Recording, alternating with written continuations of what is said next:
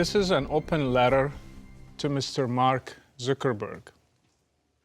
Mr. Zuckerberg, your message to welcome Muslims and protect their rights is nice, but it would have been nicer if you had talked about Islamic terrorism and supported the victims of the terrorist attack in San Bernardino, the ones who lost their families and loved ones, not the ones who are afraid of an imaginary Islamophobia.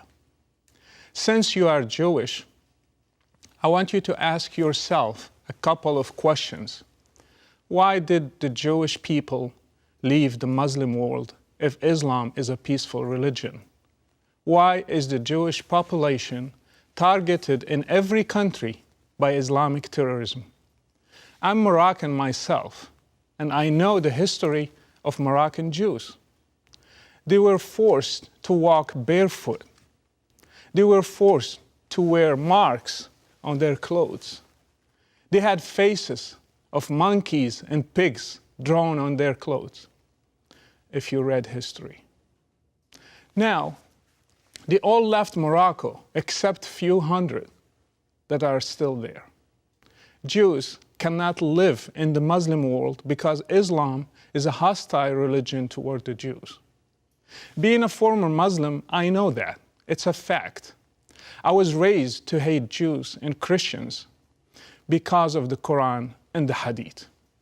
I wonder if Mr. Zuckerberg ever read what Islam teaches about Jews. Let me read some verses and hadiths. Hadiths are the sayings of Muhammad, to give you a clear picture. The first verse, O you who believe, do not take the Jews and the Christians for friends. They are friends of each other. And whoever amongst you takes them for a friend, then surely he is one of them. Surely Allah does not guide the unjust people. This verse, we read it in our prayers and still being preached in mosques everywhere in the world, even today. It's a holy text. It's an order from Allah Himself. Are you willing to tolerate this intolerance? Verse 2.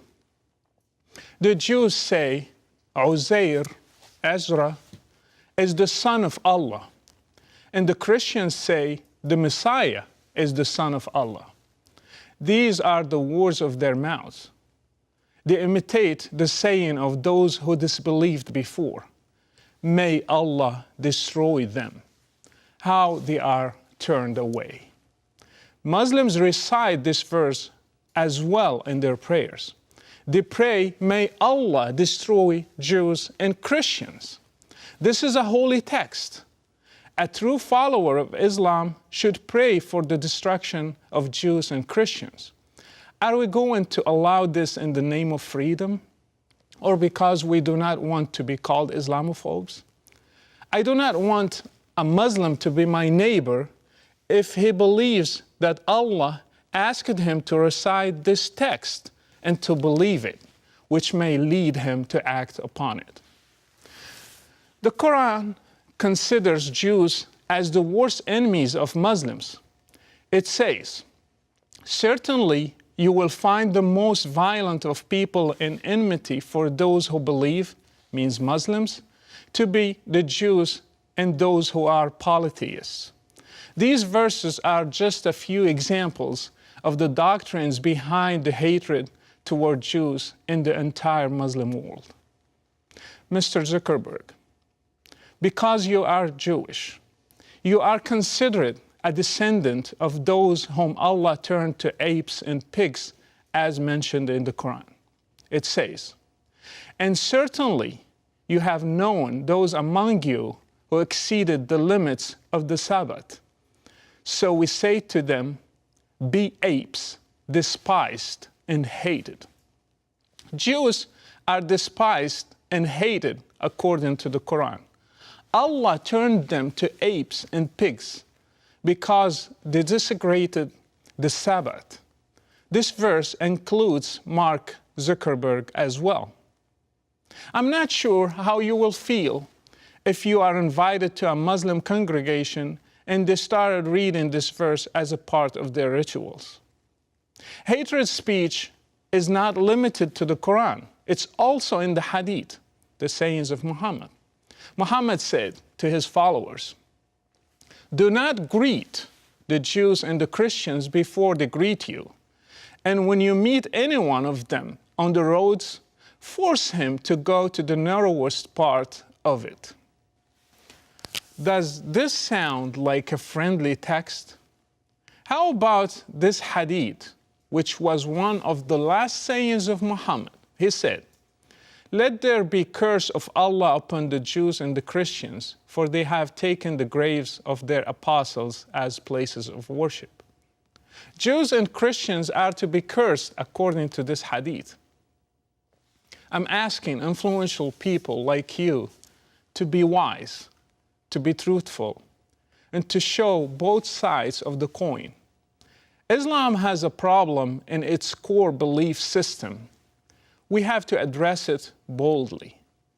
Muslims are welcome to live and to be part of any society, but they have to reject these kinds of beliefs. They have to welcome others as they welcome them. The burden is not on the international community to welcome Muslims. The burden is on Muslims to deal with their own religion and find solutions to these doctrines in it that are producing more terrorists than any other faith nowadays. Muslims are not dying because the West rejected them. It's the opposite. Westerners are dying because they welcomed Muslims among them.